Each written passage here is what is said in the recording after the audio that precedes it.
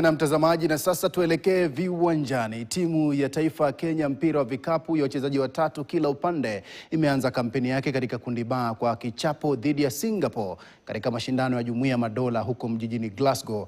Kenya ilipoteza kwa alama 19 kwa 16. Sasa wanalenga pia kurejea kwa ushindi katika mechi zake zilizosalia za kundi B ili kuendelea na matumaini ya kufuzu hatua inayofuata.